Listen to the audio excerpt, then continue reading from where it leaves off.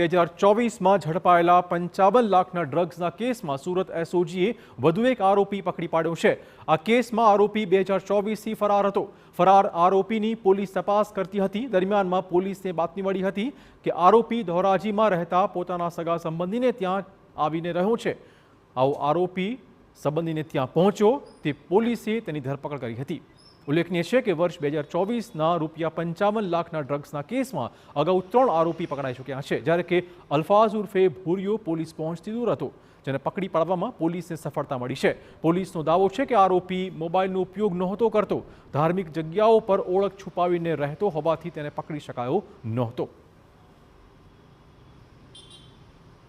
આનો રોલ એ હતો કે જે 55 લાખનું ડ્રગ્સ જે છે એ આદિલ ઉર્ફે જાડિયો અને આ અલ્ફાઝ ઉર્ફે ભૂરિયો આ બંને મંગાવેલ હતું।